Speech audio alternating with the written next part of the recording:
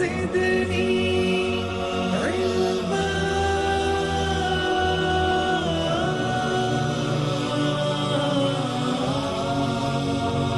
رب زدني علما.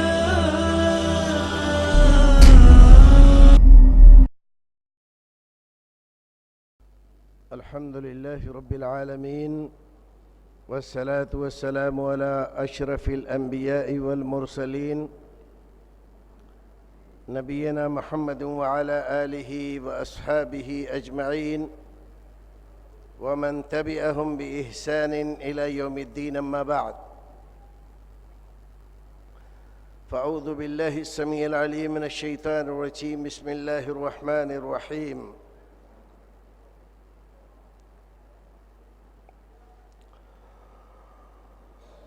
الطلاق مرتان فإمساك بمعروف أو تسريح بإحسان. وقال النبي صلى الله عليه وسلم: يا معشر الشباب من استطاع منكم الباءة فليتزوج، ومن لم يستطع فعليه بالصوم فإنه له وجاء. محترم علماء کرام، حاضرین مجلس، میرے دینی و ملی بھائیوں،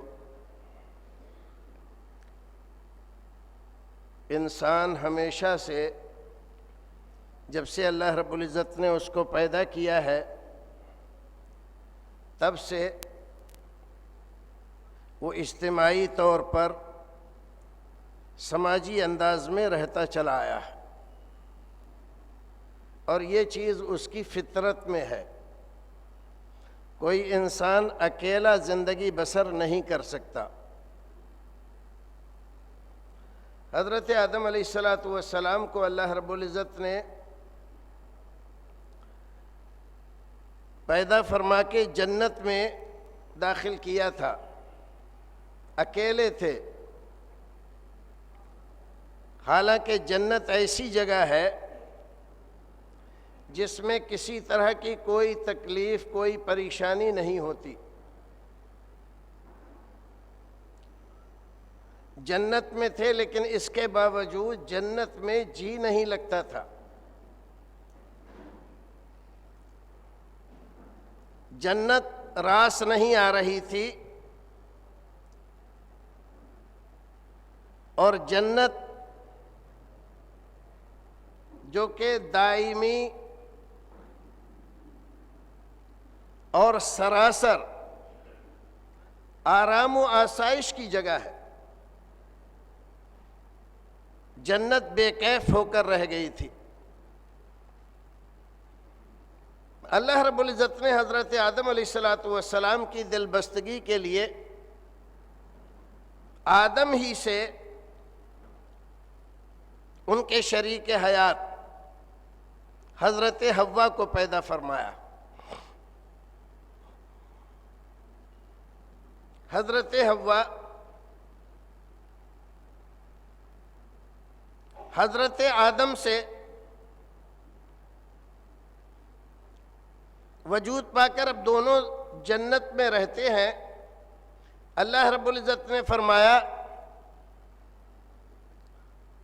وَكُلَا مِنْهَا رَغَدًا حَيْثُ شِئْتُمَا وَلَا تَقْرَبَا هَذِهِ الشَّجَرَةَ فَتَكُونَ مِنَ الظَّالِمِينَ۔ جب تک حضرت آدم علیہ السلام اکیلے تھے، جنت میں رہتے ہوئے پریشان تھے، اور جب حضرت حوا آپ کے ساتھ ہوئیں تو زندگی کا کچھ مزہ، کچھ لطف ان کو حاصل ہوا، اور پھر جنت میں پرسکون رہنے لگے۔ اور پھر ایک حادثے کے تحت، جس کو آپ جانتے ہیں، یہاں تفصیل کی ضرورت نہیں، اللہ رب العزت نے ان دونوں کو دنیا میں بھیج دیا۔ دنیا میں جاؤ، یہ ایک چھوٹی سی غلطی کی سزا تھی۔ دنیا میں ہم آئے ہیں ایک چھوٹی سی غلطی کی سزا کی بنیاد پر۔ اب دنیا میں آ کر ہم زندگی کیسے گزاریں، اس بات کو بتانے کے لیے اللہ رب العزت نے 1,24,000 انبیاء کرام علیہم الصلاۃ والتسلیم کو اس دنیا میں مبعوث فرمایا، بھیجا اپنے میسنجر۔ 1,24,000 کم و بیش نبی رسول اس دنیا میں آئے، انسان کو یہ بتانے کے لیے کہ کیسے زندگی گزارو کہ تمہارا شریک حیات تم سے تکلیف نہ پائے، اور کیسے زندگی گزارو کہ وہ تمہارا اصلی گھر جنت، جس سے سزا کے طور پر تم کو نکال دیا گیا تھا، وہ تمہیں دوبارہ حاصل ہو جائے۔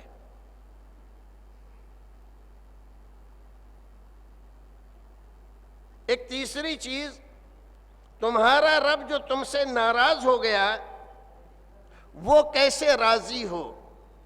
یہ 3 مقصد ہیں بڑے اس دنیا میں آنے کے۔ تو ہم دنیا میں آئے ہیں تاکہ ہم اپنے رب کو راضی کریں۔ رب ہمارا کیسے راضی ہوگا، تو اس کو اگر تفصیل ذکر کریں تو گھنٹوں کی ضرورت ہے، لیکن اگر اختصار میں ہم کہیں تو 2 لفظ میں اس کو بیان کیا جا سکتا ہے۔ جتنی باتیں کرنے کا اس نے حکم دیا ہے کہ یہ کرو، اس کو بجا لائیں، اس کو مانیں اور اس پر عمل کریں، اور جتنی باتوں سے اس نے روکا ہے ان سے ہم رک جائیں۔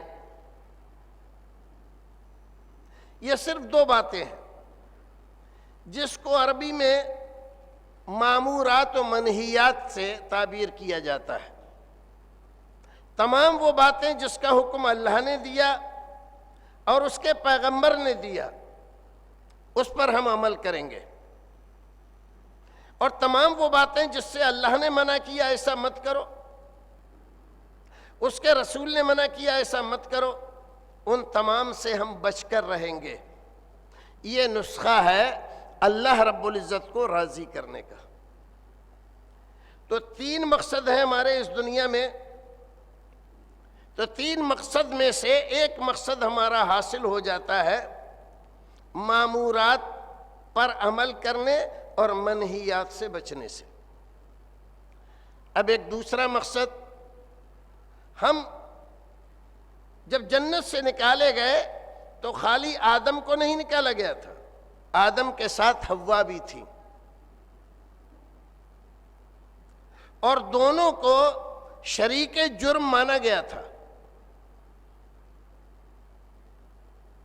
اور اس کی وجہ سے یہاں دنیا میں دونوں آئے اور ایک مدت تک توبہ کرتے رہے۔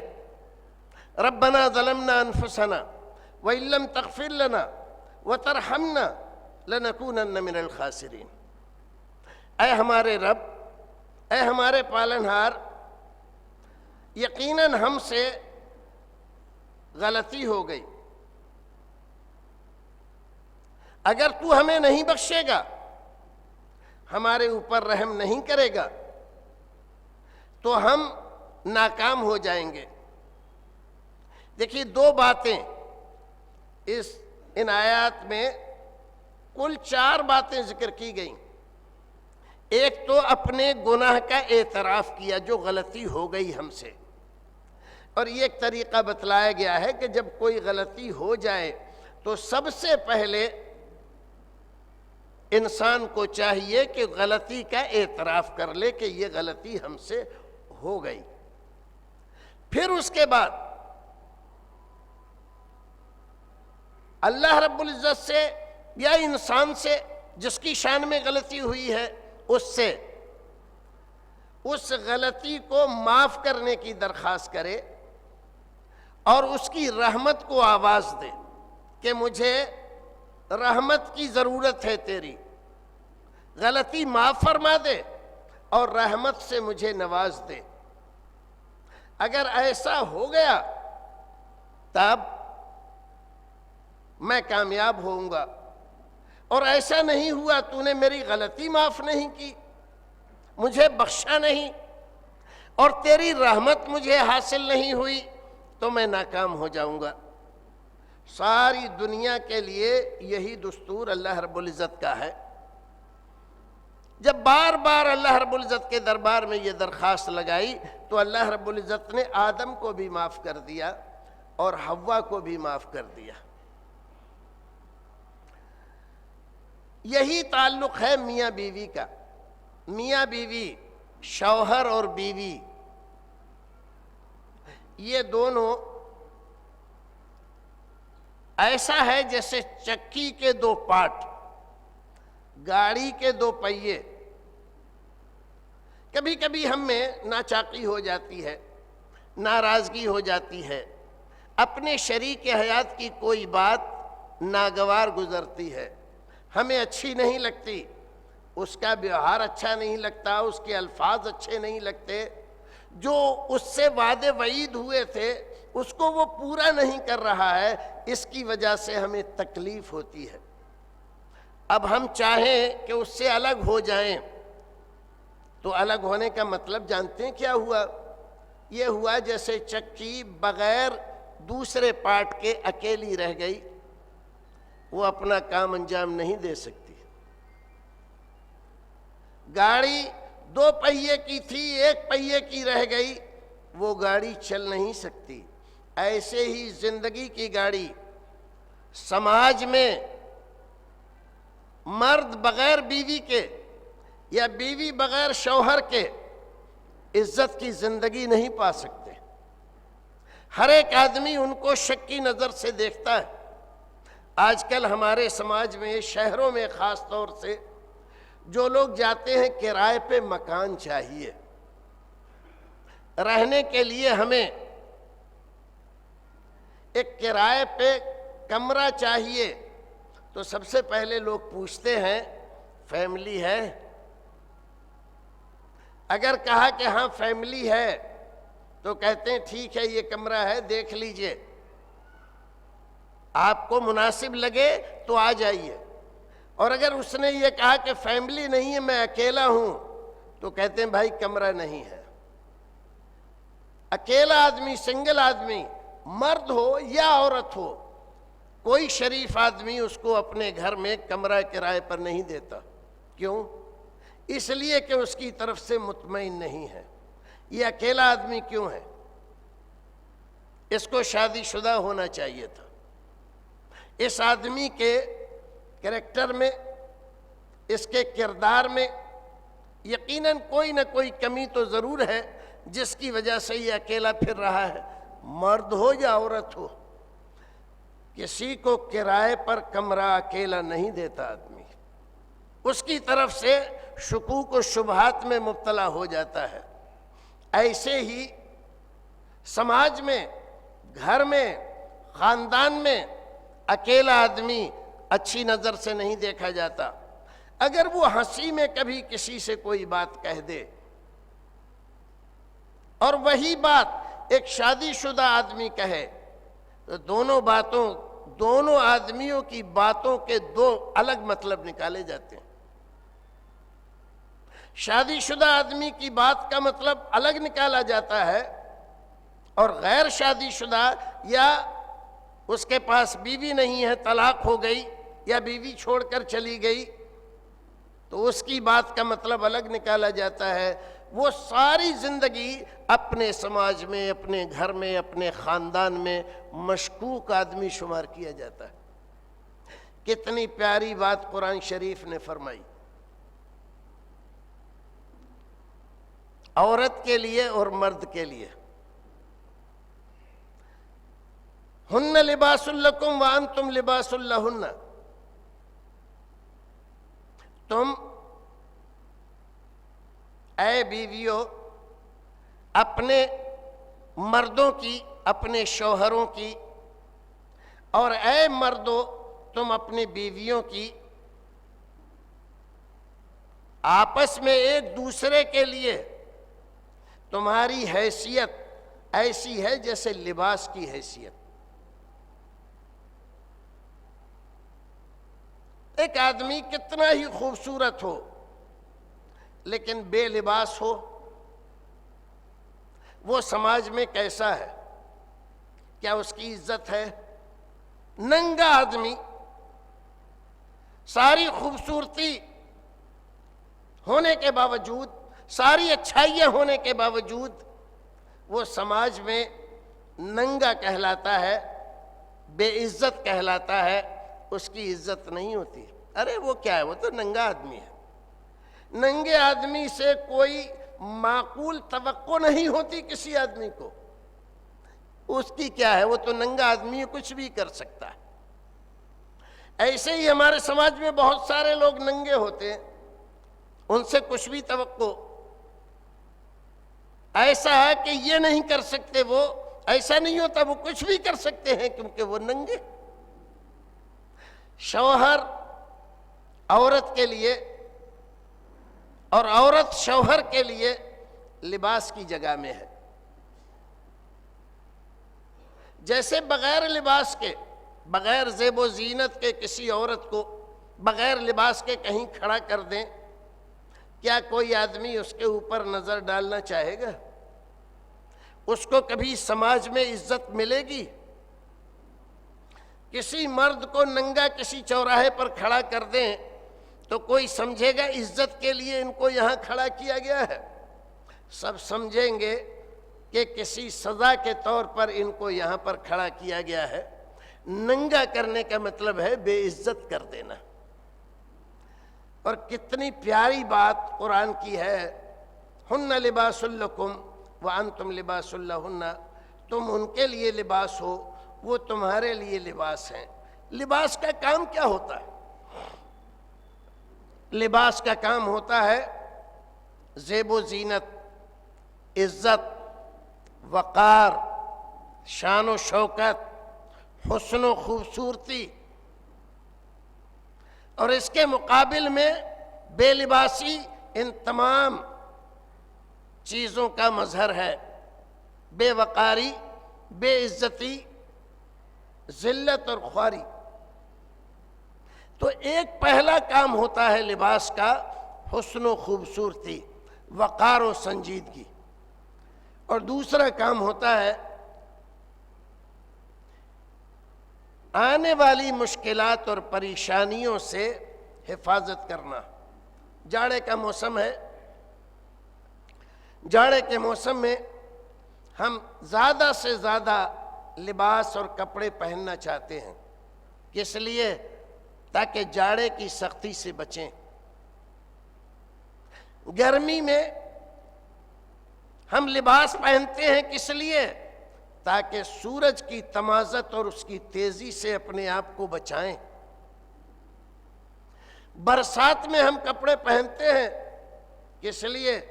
تاکہ برسات میں بھیگ کر بیمار نہ ہو جائیں۔ کیا مطلب سمجھ میں آیا؟ کہ مرد عورت کے لیے اس کی پریشانیوں میں مددگار ہے، اور عورت مرد کے لیے اس کی پریشانیوں میں مددگار ہے۔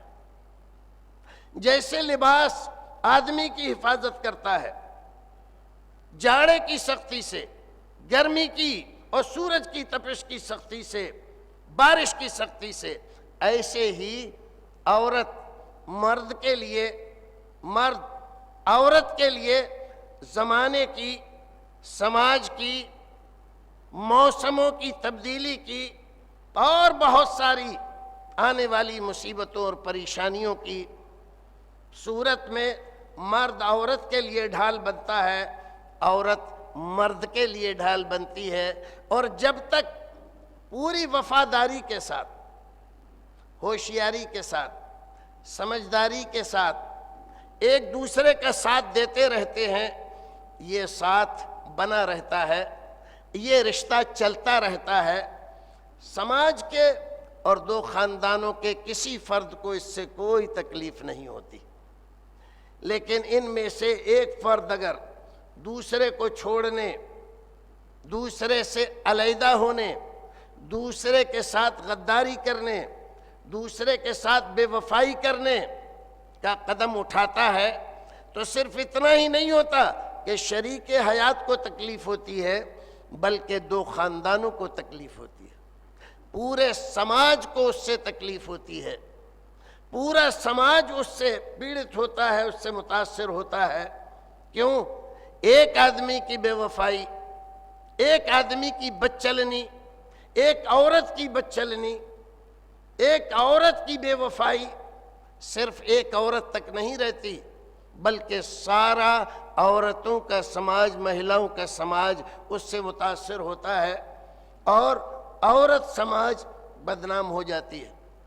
ایسے ہی مرد بے وفائی کرتا ہے تو پورا مرد سماج اس سے متاثر ہوتا ہے اور سماج اس تکلیف اور پریشانی کو محسوس کرتا ہے۔ تو قرآن نے ہمیں جو طریقہ سکھایا ہے سماج میں ہم کیسے رہیں، میاں بیوی کے ہمارے تعلقات کیسے رہیں، گھروں کو کیسے بنائیں، سماج کو کیسے بنا کے رکھیں، تو فرمایا اس طرح جیسے لباس کا تعلق بدن کے ساتھ ہوتا ہے۔ اس میں سے کس کو فائدہ ہے؟ لباس کو اگر آپ نہ دھوئیں تو وہ گندا ہو جاتا ہے، غلیظ ہو جاتا ہے، کوئی اس کی طرف نظر نہیں کرتا، لیکن دھوئے گا کون؟ لباس اپنے آپ نہیں دھلتا، یہ کام پہننے والے کا ہوتا ہے۔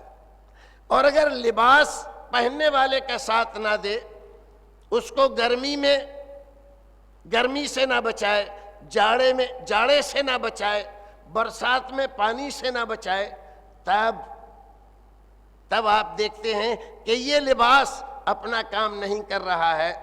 کیا ایسا ہو سکتا ہے کہ پھر یہ دونوں آپس میں بنے رہیں، ان کا تعلق صحیح رہے، سماج کو اس سے فائدہ پہنچے، پہننے والے کو اس سے فائدہ پہنچے؟ نہیں پہنچتا۔ بھائیو، عزیزو، آج ہمارا موضوع کیا تھا؟ موضوع تھا نکاح، موضوع تھا طلاق۔ نکاح ایک پیارا بندھن ہے، ایک نہایت ہی باوقار بندھن ہے، جس سے دو الگ الگ خاندان کی عورت الگ خاندان کی ہے، مرد الگ خاندان کا ہے، اور یہ دونوں کو سماج کے لوگ مل کر آپسی رضامندی سے ان دونوں کو ایک کر دیتے ہیں۔ وہ الگ نظریات کا حامل ہے، یہ الگ نظریات کی حامل ہے، لیکن دونوں کو جب ایک کر دیا تو ان کے درمیان پیار، محبت، الفت، عقیدت، خیال، نظریہ، یہ ساری چیزیں ایک ہو جاتی ہیں۔ دو خاندان مل جاتے ہیں، اپنی برائی کو برائی، اپنی تکلیف کو تکلیف، اپنی اچھائی کو اچھائی، اپنی خوشی کو خوشی مانتے ہیں۔ اور اس طرح سے نکاح سے جہاں دو دل ایک ہوتے ہیں، وہیں پر دو خاندانوں کے دل ملتے ہیں۔ اسی کے ساتھ نکاح سے سب سے بڑی چیز آدمی کی فطری ضرورت پوری ہوتی ہے۔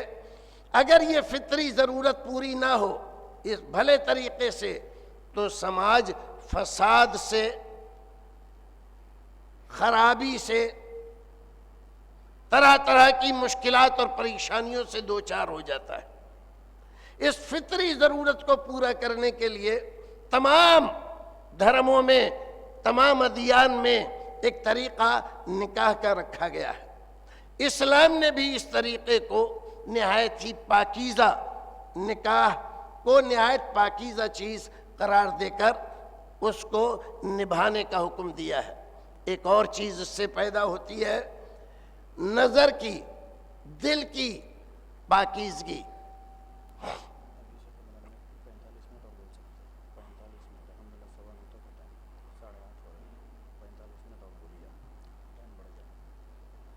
نظر کی پاکیزگی، نظر کی پاکیزگی اور دل کی پاکیزگی۔ نظر کی پاکیزگی سے ہمارا صرف ہمارا تعلق نہیں ہوتا، ہمارے سامنے والے کا تعلق، پڑوسی کا تعلق ہوتا ہے۔ ہر ایک آدمی، اگر کوئی آدمی پاکیزہ نظر والا ہے، بری نظر نہیں ڈالتا، تو ہر ایک آدمی اپنی بہو بیٹی، گھر کی خواتین کے تعلق سے اس کے بارے میں مطمئن ہوتا ہے۔ اور ایک آدمی بدنام ہو جائے کسی سماج میں، بری نظر والا ہے، تو ہر ایک آدمی ابھی اپنی بہو بیٹیوں کے لیے اس سے چنتت ہوتا ہے۔ خراب آدمی ہے، بری نظر کا آدمی ہے، پتہ نہیں کیا کر دے۔ کوئی بھی آدمی اپنی بہو بیٹیوں کو اکیلے تنہا اس کے پاس نہیں آنے دیتا، اور اس کی انٹری اپنی گھر میں نہیں ہونے دیتا۔ کیوں؟ اس لیے کہ بد نظر آدمی ہے، بری نظر والا آدمی ہے۔ اور آدمی اگر اچھی نظر والا ہے، جس کو دیکھتا ہے، اپنی عمر کی یا اپنی سے بڑی عمر کی عورتوں کو دیکھتا ہے، تو کسی کو چاچی کہتا ہے، کسی کو کاکی کہتا ہے، کسی کو تائی کہتا ہے، کسی کو دادی کہتا ہے، کسی کو ماں کہتا ہے۔ کوئی آدمی بھی اس سے کسی بھی طرح سے ڈرتا نہیں ہے۔ اپنے سے چھوٹی عمر کی بچیوں کو بہن کہتا ہے، بیٹی کے لفظ سے یاد کرتا ہے، تو کسی آدمی کو اس سے خطرہ محسوس نہیں ہوتا۔ وہ جانتے ہیں کہ یہ آدمی نظر کا پاکیزہ ہے، اور جس کی نظر پاکیزہ ہے، صاف ستھری ہے، تو یہ آدمی سماج کے لیے کسی بھی طرح سے نہ سمسیا ہے، نہ سماج کے لیے کوئی اتپات پیدا کرتا ہے، کوئی جھگڑا ہے اس کو لے کر۔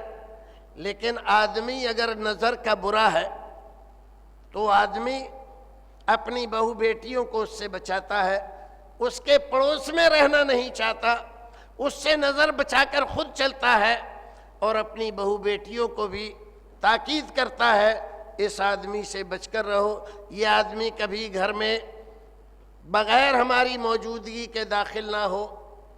یہ نظر کی پاکیزگی، دل کی پاکیزگی کس چیز سے حاصل ہوتی ہے؟ شادی سے۔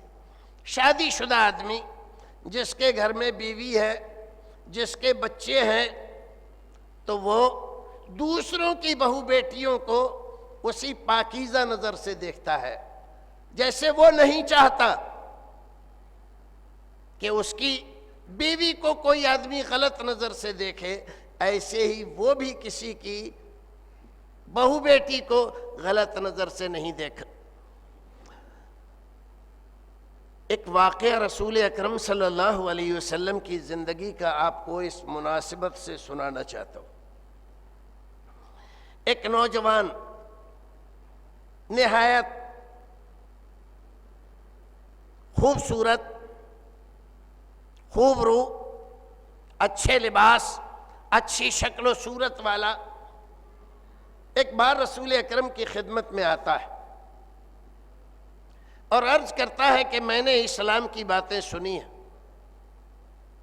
میں آپ کی باتوں سے متفق ہوں، میں چاہتا ہوں کہ میں مسلمان ہو جاؤں۔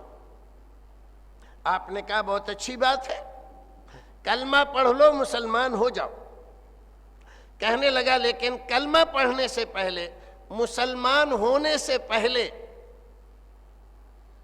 ایک چیز کی اجازت چاہتا ہوں۔ آپ نے فرمایا کہ کیا؟ کہا کہ میں جوان ہوں، جب تک دو چار گھر نہیں پھلانگ لیتا، دو چار عورتوں سے نہیں مل لیتا، تب تک مجھے سکون نہیں آتا۔ میری کئی ساری داشتائیں ہیں، میں چاہتا ہوں کہ مجھے آپ کے دربار سے یہ اجازت مل جائے کہ میں اپنی داشتاؤں کے ساتھ جیسے چلتا آ رہا ہوں ویسے ہی چلتا رہوں۔ کئی عورتوں سے میرے تعلقات ہیں، میں اپنی خواہش پوری کرتا ہوں ان کے ساتھ، تو مسلمان تو ہونا چاہتا ہوں، لیکن اسلام میں یہ پابندی ہے کہ آپ کسی کی بہو بیٹی کے ساتھ ناجائز تعلق نہیں رکھیں گے، تو میں یہ چاہتا ہوں ساری باتیں اسلام کی مانوں گا میں، لیکن صرف اس بات میں مجھے تھوڑی سی گنجائش پیدا کر کے اجازت دے دی جائے، اور کوئی مجھے عادت نہیں ہے، بس اتنی سی۔ رسول اکرم صلی اللہ علیہ وسلم نے جب اس کی یہ بات سنی تو آپ کے چہرے پر تو ناگواری کے آثار نہیں آئے، لیکن جو صحابہ کرام بیٹھے ہوئے تھے ان سارے لوگوں کے چہروں کے تاثرات بدل گئے۔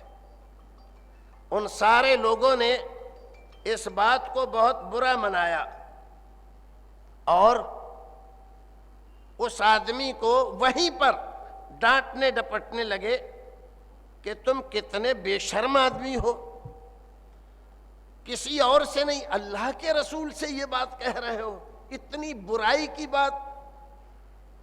رسول اکرم صلی اللہ علیہ وسلم نے لوگوں کو منع کیا، اس کو ڈانٹو ڈپٹو نہیں، اس کو گالی نہ دو، اس کو جھڑکو نہیں۔ اب صحابہ کرام کا تعجب اور بڑھ گیا، اتنی بے شرمی کی بات کر رہا ہے آپ کی مجلس میں، اور آپ کہہ رہے ہیں کہ اس کو ڈانٹو نہیں۔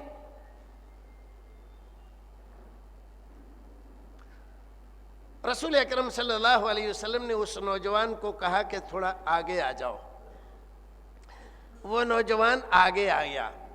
صحابہ کرام کو تعجب ہے، ایسے آدمی کو تو مار کے مجلس سے نکال دینا چاہیے، اللہ کے رسول اس کو اپنے پاس بلا رہے ہیں۔ اللہ کے رسول نے کہا اور آگے آ جاؤ، اور تعجب ہو رہا ہے، اور زیادہ آگے، اور آگے بڑھ گیا تھوڑا سا، کہا اور آگے آؤ، یہاں تک کہ اس کے گھٹنے رسول اکرم کے گھٹنے سے جا کر مل گئے۔ کتنا قریب ہو گیا؟ رسول اکرم سے جا کر اس کے گھٹنے مل گئے، بالکل پاس۔ پھر آپ نے اس سے پوچھا، اے نوجوان، جس چیز کی تم اجازت مجھ سے مانگ رہے ہو، کیا خیال ہے تمہارا؟ اگر کوئی تمہاری خالہ کے ساتھ، موسی کے ساتھ کوئی برائی کرے تم اسے پسند کرو گے؟ نوجوان تھا، فوراً تیور بدلے، ہرگز نہیں، یہ نہیں ہو سکتا، میں اس کو معاف نہیں کروں گا، بخشوں گا نہیں، یہ کر دوں گا وہ کر دوں گا۔ آپ نے کہا ٹھیک ہے، یہ بتاؤ اگر کوئی تمہاری پھوپھی کے ساتھ کرے، تمہارے باپ کی بہن کے ساتھ، اگر یہی معاملہ کرے جس کی اجازت تم چاہ رہے ہو، تب تمہیں کوئی دکھ تو نہیں ہوگا؟ اللہ کے رسول بالکل معاف نہیں کروں گا، اس کو یوں کر دوں گا وہ کر دوں گا۔ ٹھیک ہے، یہ بتلاؤ اگر یہی معاملہ جس کی اجازت تم مجھ سے مانگ رہے ہو، زناکاری کی، یہی بات اگر کوئی تمہاری ماں کے ساتھ کرے تو تمہیں غصہ تو نہیں آئے گا؟ اور زیادہ بفر گیا، کیا فرما رہے ہیں آپ؟ میری ماں کے ساتھ اگر کوئی کرے تو اس کو قتل کر دوں گا، یہ کر دوں گا وہ کر دوں گا۔ آپ نے کہا ٹھیک ہے، یہ بتلاؤ اگر کوئی تمہاری بیوی کے ساتھ یہی معاملہ کرے تو تم پسند کرو گے؟ ہرگز نہیں پسند کروں گا، اور ایسا ایسا کر دوں گا۔ اور اگر کوئی تمہاری بیٹی کے ساتھ یہی معاملہ کرے تو تم پسند کرو گے؟ ہرگز نہیں کروں گا، میں یہ کر دوں گا اور وہ کر دوں گا۔ رسول اکرم صلی اللہ علیہ وسلم نے اس کے جو قریبی رشتے تھے خواتین میں، خالہ، پھوپھی، ماں، بہن، بیوی، بیٹی، تمام کا ایک ایک کر کے ذکر کیا اور اس کے تاثرات دیکھے، اس کا رد عمل دیکھا، ریئیکشن زبردست ریئیکشن ہے، معاف نہیں کروں گا، قتل کر دوں گا۔ رسول اکرم صلی اللہ علیہ وسلم نے ارشاد فرمایا، اور تم جو اجازت مانگ رہے ہو زنا کی مجھ سے، تم جس کے ساتھ زنا کرو گے کیا وہ کسی کی خالہ نہیں ہوگی؟ وہ کیوں پسند کرے گا؟ وہ جو تم کہہ رہے تھے کہ میں ایسا کر دوں گا، اگر وہ یہی کرنے پر آمادہ ہو جائے جو تم کہہ رہے تھے تو کیا ہوگا؟ اور جس سے تم زنا کرو گے کیا وہ کسی کی پھوپھی نہیں ہوگی؟ اگر وہ وہی کرنے کے لیے تیار ہو جائے جو تم کہہ رہے تھے، کوئی آدمی اپنی پھوپھی کے ساتھ زنا کو کیوں پسند کرے گا؟ ایک ایک رشتے کو رسول اکرم نے اس کے ساتھ بالکل اسی انداز سے دہرایا۔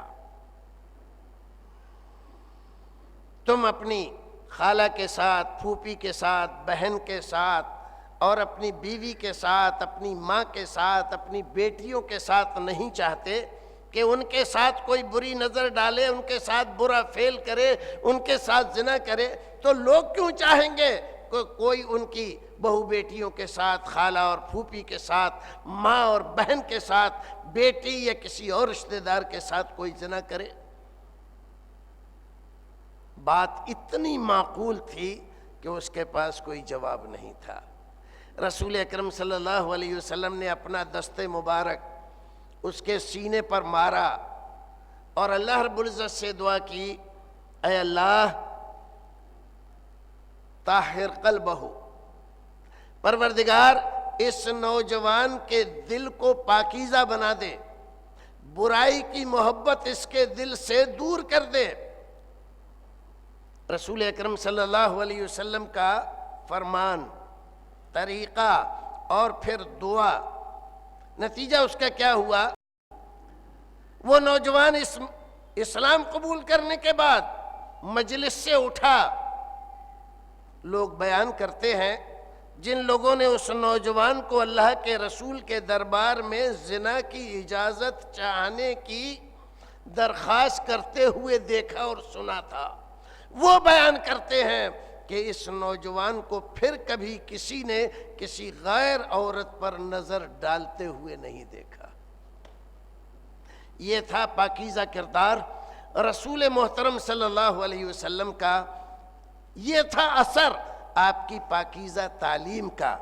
آپ نے سماج کو اکیلے زندگی گزارنے کی تعلیم نہیں دی، سماج میں رہ کر، سماج کی بھاوناؤں کو سمجھ کر، سماج کی پیڑا کو سمجھ کر، سماج کے نظریات و خیالات کو سمجھ کر اور ساتھ لے کر چلنے کا حکم دیا۔ کوئی آدمی اکیلے اپنے بل پر اپنی زندگی گزارنا چاہے، ہمیں دنیا سے کیا مطلب، ہمیں تو جو کچھ کرنا ہے وہ کرنا ہی ہے، زیادہ دن تک یہ بات چلتی نہیں ہے اور سماج اس کو نکار دیتا ہے، سماج اس کو اپنے اندر سے پھٹکار دیتا ہے، دھتکار دیتا ہے، پھر زندگی بھر کبھی وہ عزت نہیں پاتا۔ یہ تھا نکاح، جس کا مقصد، بڑے بڑے مقاصد نکاح کے کیا ہے؟ دل و نظر کی پاکیزگی، سماجی رشتوں کا تقدس، نسل انسانی کا بقا۔ اگر شادی کے سسٹم کو آپ ختم کر دیں تو اس سماج میں انسان کا وجود رفتہ رفتہ ختم ہو جائے، اور اگر باقی رہے، مان لیجئے بچے پیدا ہو رہے ہیں تو یہ حلالی بچے نہیں ہوں گے، حرامی بچے ہوں گے، اور سماج کبھی بھی ان کو عزت نہیں دے گا۔ تو نکاح سے ہمیں حاصل ہوتی ہے پاکیزگی نظر کی، دل کی، حاصل ہوتا ہے سماج کا سکون، حاصل ہوتا ہے ہمارے سماج کو ایک ایسا سکون جس کی وجہ سے ہم اپنے گھر میں چین سے، شانتی سے سو سکتے ہیں۔ اور اگر ایسا نہ ہو، ہمیں ڈر لگا رہے کوئی بلاتکاری آ کر ہماری بہو بیٹی کو کہیں بھی کسی جگہ پر پکڑ سکتا ہے، ان کی عزت لوٹ سکتا ہے، تو کیا ہماری نیند نارمل ہو سکتی ہے؟ ہمیں نیند آ سکتی ہے؟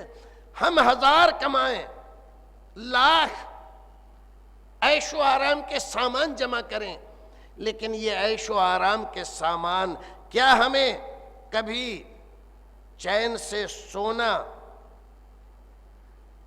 دے سکتے ہیں؟ نہیں۔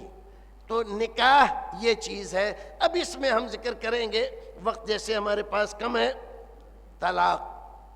طلاق کیا ہے؟ طلاق کیا ہے؟ طلاق کے سلسلے میں مختلف نظریے ہیں۔ تفصیل میں ہم جائیں تو عیسائیت میں طلاق کیسی ہے، یہودیت میں طلاق کیا ہے، ہندو مت میں طلاق کیا ہے، اسلام میں طلاق کو کیسے دیکھا گیا ہے اور کیا اس کا طریقہ رکھا گیا ہے، لیکن ہم ان تمام کو چھوڑ کر صرف اسلام کی بات کرتے ہیں۔ رسول اکرم صلی اللہ علیہ وسلم جب تشریف لائے تھے دنیا میں تو 4 طرح کے نکاح کے طریقے عرب میں رائج تھے۔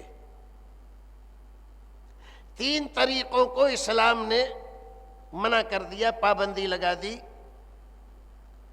یہ نکاح نہیں مانا جائے گا، بلکہ زناکاری اور بلاتکاری مانا جائے گا۔ وہ 3 ہم اس میں تفصیل میں جائیں تو بڑی تفصیل ہوگی۔ صرف ایک، بیٹی کے والدین، مرد کے رشتہ دار آپس میں سنجوگ دیکھ کر یہ لڑکا اس لڑکی کے لیے مناسب ہے، صحت و تندرستی میں،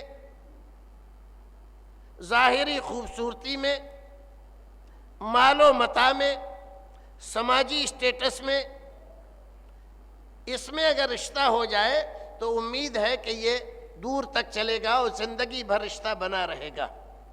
دونوں آدمی ملے، ہمارا لڑکا ہے، آپ کی لڑکی ہے، ہم چاہتے ہیں دونوں کو رشتے میں باندھ دیا جائے اور اس طرح سے ہم بھی اپنی ذمہ داری سے سبکدوش ہو جائیں اور آپ بھی۔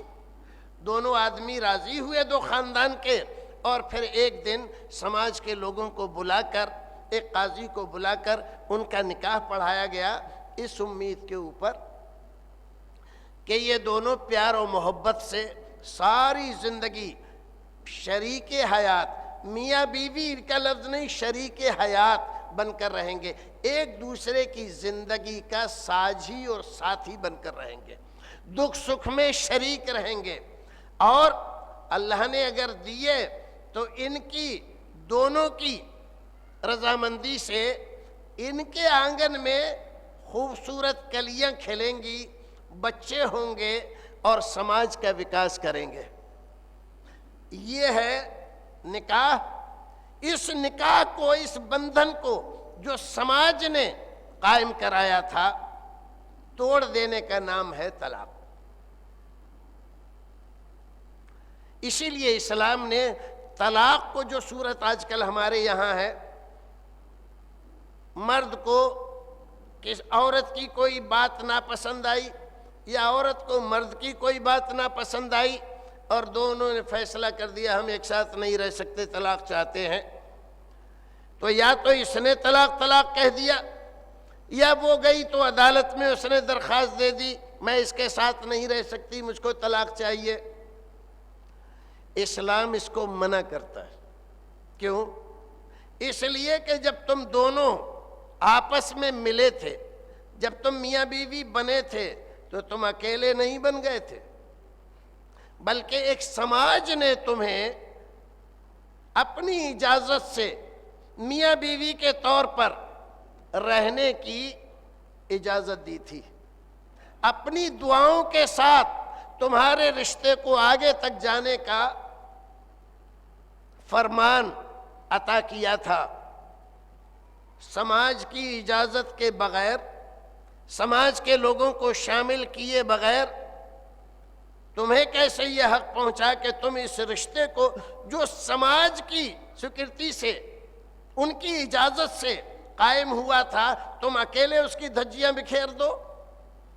بات آ رہی ہے سمجھ میں کہ نہیں آ رہی ہے؟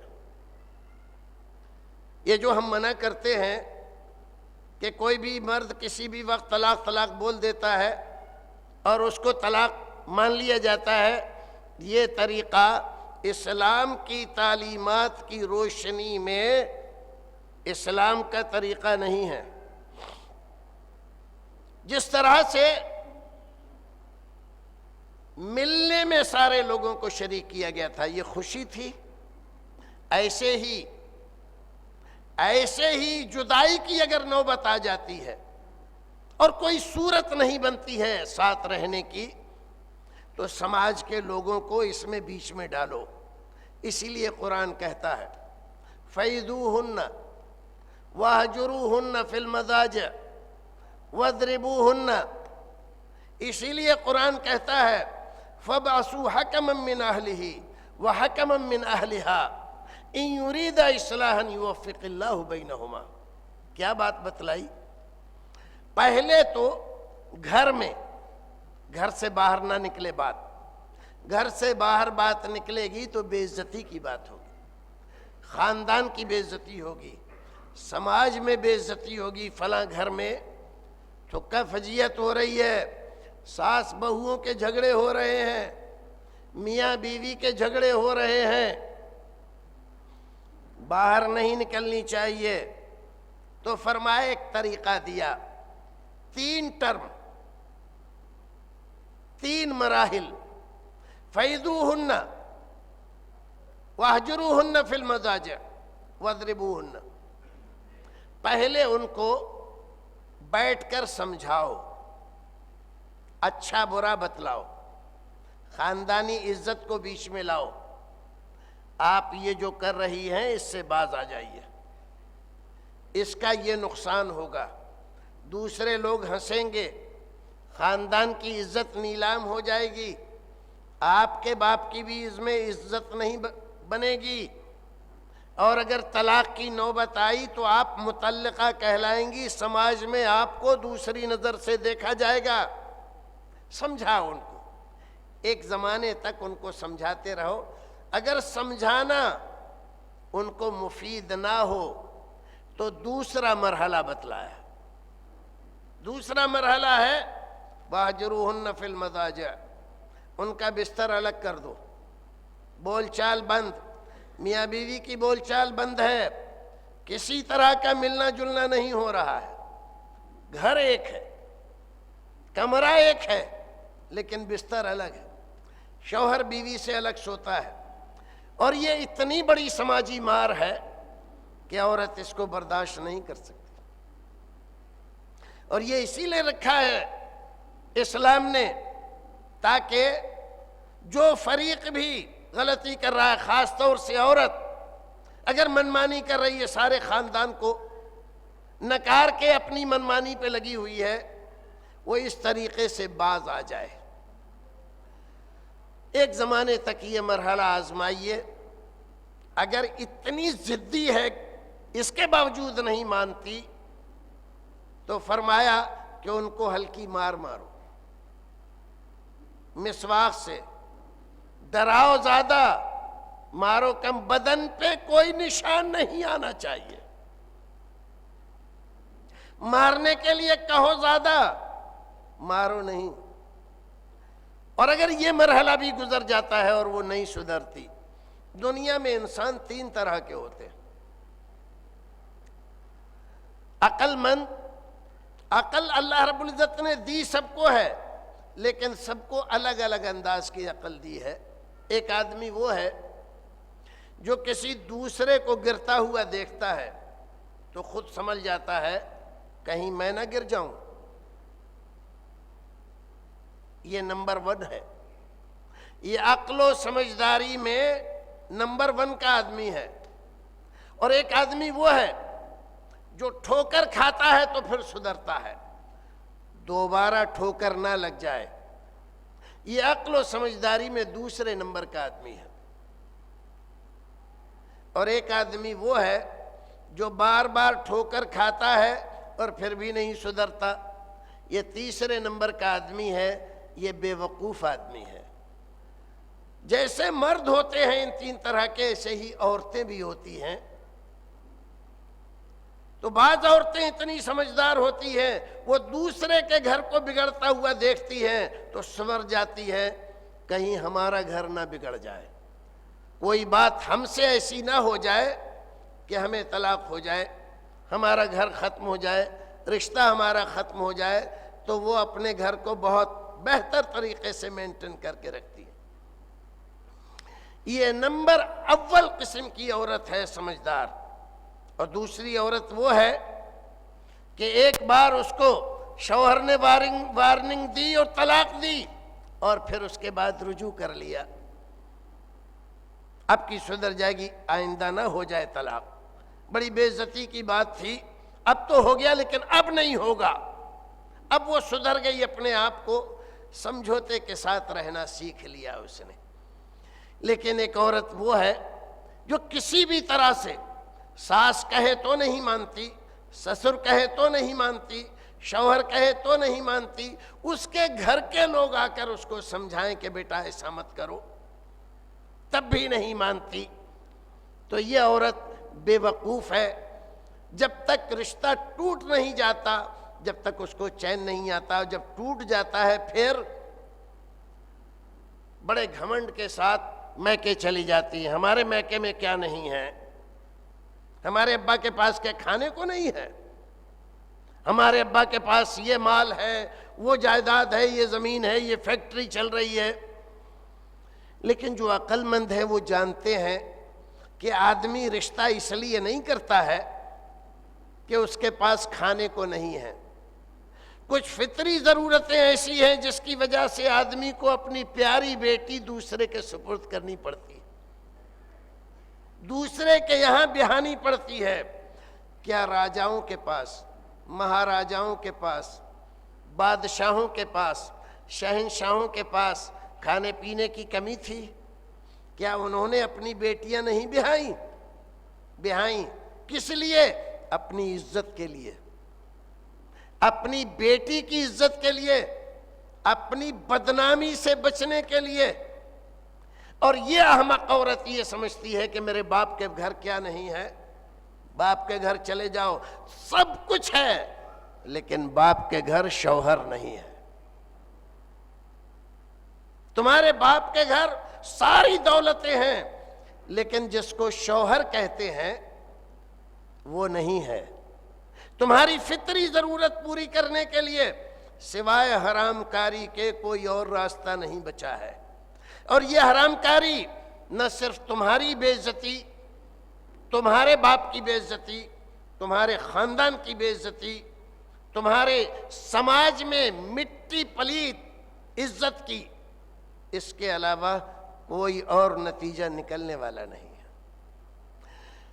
تو عورت جو سمجھدار ہے وہ اس نتیجے پر نہیں پہنچتی، لیکن جو بے وقوف ہوتی ہے وہ یہی راستہ اختیار کرتی ہے۔ یہ 3 مرحلے بتلائے اسلام نے۔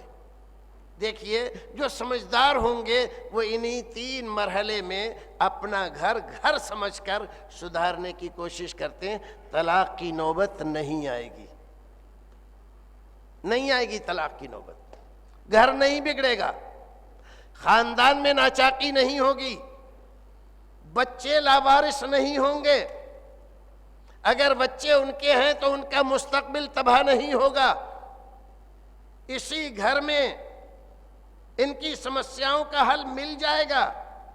لیکن اگر اس کے باوجود بھی معاملہ نہ سدھرے تب اسلام نے ایک اور چیز بتلائی، فَبَسُوا حَكَمًا مِّنْ أَهْلِهِ وَحَكَمًا مِّنْ أَهْلِهَا۔ ایسا کرو ایک سمجھدار آدمی عورت کے خاندان سے، ایک سمجھدار آدمی مرد کے خاندان کا یہ چنو، اور ان دونوں سے ان کی سمسیا رکھو۔ یہ میاں بیوی ایک زمانے سے لڑتے چلے آ رہے ہیں، سمجھوتا نہیں کر رہے ہیں، ناراضگی ہے ان میں، ایک دوسرے کے خلاف نفرت بھری ہوئی ہے دلوں میں ان کے۔ آپ اس مسئلے کو سلجھانے کی کوشش کریں۔ آپ دیکھیں اپنے طور پر یہ دونوں حکم مرد سے ملتے ہیں، کیا سمسیا ہے، پریشانی کیا ہے، تمہاری بیوی سے تمہاری کیوں نہیں نبھ رہی ہے، کون سی بات ایسی ہے جو تمہیں ناگوار گزرتی ہے؟ اس نے اپنی سمسیا بتلائی۔ اب یہ عورت کے پاس جاتے ہیں، اس سے پوچھتے ہیں کیا سمسیا ہے تمہاری؟ تمہارے شوہر کے ساتھ تمہاری کیوں نہیں نبھ رہی ہے؟ کیوں لڑائی ہو رہی ہے؟ کیوں ناراضگی ہے؟ ملنا جلنا کیوں بند ہے؟ وہ اپنی سمسیایں بتلائے گی۔ میرا شوہر یہ کرتا ہے، میرے شوہر کے اندر یہ برائی ہے، ساری برائیاں اور تمام طرح کی خرابیاں اور تمام طرح کی ناراضگیاں وہ کھلے طور پر اچھی طرح سے ان کے ساتھ ڈسکس کرے گی۔ مرد کی بھی سن لی انہوں نے، عورت کی بھی سن لی انہوں نے۔ اب اس کے بعد یہ دونوں آپس میں بیٹھیں گے اور پھر اس پر غور کریں گے غلطی کہاں ہے، غلطی کس کی طرف سے ہو رہی ہے، مرد کی طرف سے، عورت کی طرف سے؟ اگر مرد کی طرف سے ہے تو مرد کو سمجھائیں گے ہم نے جو کچھ بھی سنا آپ لوگوں سے معلوم کیا، ہمارے علم میں آپ یہ کام غلط کر رہے ہیں، آپ کو یہ چھوڑ دینا چاہیے، آپ کو ایسا نہیں کرنا چاہیے۔ مثلا مثال کے طور پر ایک آدمی اچھا کاروباری ہے، فیکٹری چلا رہا ہے، فیکٹری چلاتا ہے، فیکٹری میں کچھ لڑکیاں نوجوان اس نے اپنی سیکریٹری بنا کر رکھی ہوئی ہے۔ بیوی کو شک ہے میرے شوہر کا تعلق ان لڑکیوں کے ساتھ ہے، میری جانب اتنی توجہ نہیں دے رہا ہے، مجھ کو اتنا وقت نہیں دے رہا ہے، صبح جلدی چلا جاتا ہے، شام کو دیر سے آتا ہے، یہ اتنا وقت، فیکٹری تو 5 بجے بند ہو جاتی ہے، 6 اور 7 بجے بند ہو جاتی ہے، یہ 8-9 بجے تک کیا کرتا ہے؟ ضرور ان لڑکیوں کے ساتھ اس نے کچھ معاملہ کر رکھا ہے۔ آپ اس کو سراسر غلط فہمی سمجھ لیں، لیکن اس کے باوجود اس کے دل میں ایک کسک ہے، اور یہ کسک بھی، یہ تکلیف بھی محبت کی وجہ سے ہے۔ وہ اپنے شوہر سے محبت کرتی ہے، وہ نہیں چاہتی کہ میرا شوہر کسی دوسرے کے پھندے میں پھنسے، وہ نہیں چاہتی میرے شوہر پر کوئی اور اپنا ادھیکار جمائے، وہ چاہتی میرا شوہر میرے لیے رہے وفادار۔ اس لیے اس کو تکلیف ہے، وہ لڑائی کرتی ہے، جھگڑا کرتی ہے۔ اب یہ دو حکم بیٹھ کر جب اسی نتیجے پر پہنچے کہ ساری خرابی، لڑائی، جھگڑا یہ جو انہوں نے سیکریٹری رکھی ہے، نئی لڑکیاں، جوان لڑکیاں، ان کی وجہ سے ہے، تو یہ حکم لوگ فیصلہ کریں کہ آپ اپنی سیکریٹری کو الگ کر دیجئے، ہم نے سمجھا اسی وجہ سے جھگڑا ہے، یہ آپ کے گھر کا جھگڑا ختم ہو جائے گا، تو اس کو حکم کا فیصلہ ماننا ہے، الگ کر دیا، یا اپنی وہ مجبوری سمجھا دے۔ کیا مجبوری ہے؟ مرد بھی تو آپ سیکریٹری رکھ سکتے ہیں، عورت ہی رکھنا، پھر عورت بھی رکھی تو جوان لڑکی رکھی آپ نے، وہ کیا مجبوری ہے آپ کی؟ ایک ادھیڑ عمر بھی تو عورت رکھ سکتے ہیں آپ، لڑکوں سے بھی تو یہ کام لے سکتے ہیں آپ، جوان لڑکے رکھیے آپ۔ اس کو سمجھائیں گے، قائل کریں گے، اور وہ اگر یہ مان گیا تو میاں بیوی کا جھگڑا ختم۔ اگر وہ سمجھانے میں کامیاب ہو جائے، اللہ رب العزت کیا فرماتا ہے؟ ان یرید اصلاحا یوفق اللہ بینہما، اگر ان حکم حضرات کی کوشش اس رشتے کو بنانے کی ہوگی اور پوری ایمانداری سے وہ کوشش کریں گے رشتہ ٹوٹے نہیں، تو اللہ رب العزت بھی توفیق دے گا، ان کے دلوں میں محبت ڈال دے گا، اور رشتہ ٹوٹنے سے بچ جائے گا، گھر برباد ہونے سے بچ جائے گا، دو خاندان دشمنی سے بچ جائیں گے، اور ان کی اولاد برباد ہونے سے بچ جائے گی۔ کتنا پیارا کلام اور کتنی پیاری اور پاکیزہ تعلیم ہے۔ لیکن اگر خدا نخواستہ یہ دونوں حضرات اس نتیجے پر پہنچے کہ ان دونوں کے درمیان رشتہ نہیں نبھایا جا سکتا، کیونکہ دونوں کے نظریات الگ ہیں، خیال الگ ہے، زندگی گزارنے کا اسٹائل الگ ہے۔ ان میں سے کسی بھی دوسرے کو دوسرے سے محبت نہیں ہے۔ بیوی کے دل میں شوہر کی، شوہر کے دل میں بیوی کی کوئی محبت نہیں ہے۔ اگر ان کو چھوڑ دیا گیا ایسے ہی، کوئی حل نہیں نکالا گیا، تو ممکن ہے کسی دن یہ شوہر کوئی بہانہ بنا کر کہ وہ دماغی مریض تھی، کمرے میں گیس سلنڈر کھول کے اور آگ لگا کر اور باہر سے دروازہ لگا کر اس کو جلا کر مار دے گا، اور ایک بڑا حادثہ ہو جائے گا سماج میں، یا اوپر لے جائے گا اس کو اور اوپر چھت سے اس کو دھکا دے دے گا، اور جب باز پرس ہوگی، پولیس آئے گی، تہ تک پہنچنے کی کوشش کرے گی، تو کچھ ایسے ثبوت فراہم کرے گا، میری بیوی کو دورے پڑتے تھے، بہت دنوں کی مریضہ تھی، ایسی کوشش وہ کئی بار کر چکی تھی، آج اس نے کوشش کی، کئی دنوں سے وہ اب نارمل چل رہی تھی، ہم اس کا خیال تو بہت رکھتے تھے، لیکن چپکے سے نکل گئی اوپر، اور اوپر سے گر گئی، جبکہ دھکا اس نے ہی دیا ہے، اور گر کر مر گئی، بے داغ چھوٹ گیا۔ پولیس والوں نے پنچنامہ بھرا تو ٹھیک، بات ختم ہو گئی، اب اس کو موقع مل گیا دوسری جگہ شادی کر لے۔ یا اگر مرد اس حد تک نہیں پہنچا تو بیوی کھانا بنا رہی ہے، چائے بنا رہی ہے، شوہر کے کھانے میں زہر اور پوائزن ملا دیا، اور پھر وہ بیچارہ مر گیا زہر کی وجہ سے، اور پھر رونے لگی، سارے رشتہ دار ناتے دار اکٹھے ہوئے، کیا ہوا کیا ہوا، پتہ نہیں کیا ہوا، میرا تو گھر لٹ گیا، میں تو برباد ہو گئی، اب میں ان کے بغیر کیسے رہوں گی، اور یہ ہے اور وہ ہے، جبکہ مارا اسی نے ہے۔ کس لیے مارا؟ تاکہ اس سے پیچھا چھوٹ جائے میرا، مارا اس لیے۔ وہاں پر بھی کچھ پیسے ویسے دے دلا کے ادھر ادھر اپنے آپ کو بے داغ بچا لیا۔ یہ کیوں ہو رہا ہے؟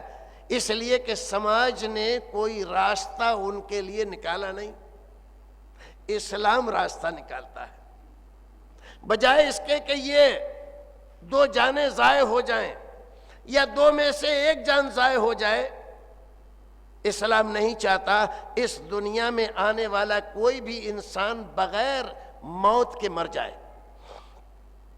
اس لیے انہوں نے راستہ دیا کہ یہ دونوں بیٹھیں، اور بیٹھنے کے بعد پھر یہ فیصلہ سنائیں لڑکی کے خاندان والوں کو، لڑکے کے خاندان والوں کو بلا کر ہم نے اس مسئلے کو دیکھا، لڑکے سے بات کی، لڑکی سے بات کی، ہم اس نتیجے پر پہنچے ہیں کہ یہ رشتہ بن نہیں سکتا، کوئی اور راستہ نہیں ہے سوائے طلاق کے۔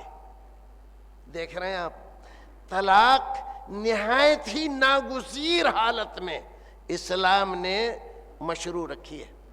جب کوئی صورت نہ بنے رشتہ بنانے کی، تب اس صورت میں طلاق کا آپشن رکھا ہے۔ اب طلاق کیسے دیں گے؟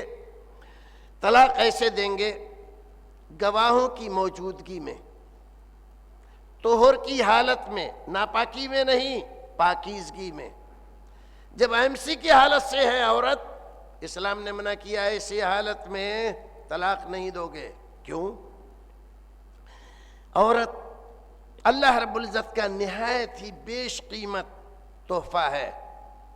اللہ رب العزت نے اس سنسکرتی میں اس سے زیادہ خوبصورت چیز کوئی پیدا نہیں فرمائی۔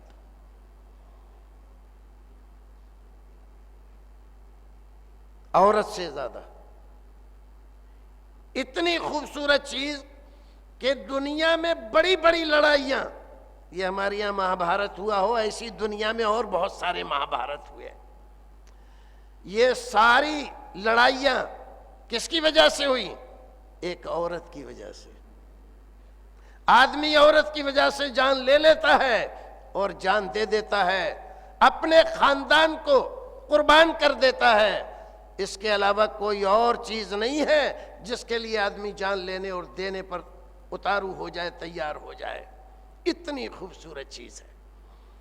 تو جب وہ گندگی کی حالت سے رہے تو اس کے اندر وہ کشش نہیں ہوتی، لیکن نہا دھو کر، سولہ سنگار کر کے، زیور پہن کے، اچھے کپڑے پہن کر جب وہ مرد کے سامنے آئے تو انسان کا دل کیا ہے، فرشتہ بھی بہک جائے۔ وہ صورت ہوتی ہے عورت کی، تو ایسی صورت میں وہ طلاق دینے کی جرات نہیں کر پاتا۔ تو اس لیے اسلام نے منع کیا کہ پاکیزگی کی حالت میں طلاق دو گے، گواہوں کی موجودگی میں طلاق دو گے، پھر صرف ایک طلاق دو گے جس میں گنجائش رہے دوبارہ رشتے کو بنانے کی۔ یہ تھا مسئلہ، شاید وقت ختم ہو گیا۔ پروردگار ہمیں اور آپ کو نیک عمل کرنے کی توفیق عطا فرمائے۔ ان مسائل کو ڈسکس کرنے کی، بیان کرنے کی، سننے کی، سمجھنے کی، گھروں میں خواتین کو، ماؤں کو، بچیوں کو، جوان لڑکوں کو، جوان لڑکیوں کو سنانے کی ضرورت ہے، تاکہ سماج میں شانتی پیدا ہو اور رشتے ٹوٹنے سے بچیں اور خاندانوں میں نفرتیں بڑھنے سے باز رہیں۔ پروردگار ہمیں اور آپ کو نیک عمل کرنے کی توفیق عطا فرمائے۔ مزید علماء اور مقررین کے بیانات سننے کے لیے ہمارے YouTube چینل کو سبسکرائب کیجیے۔ جزاک اللہ۔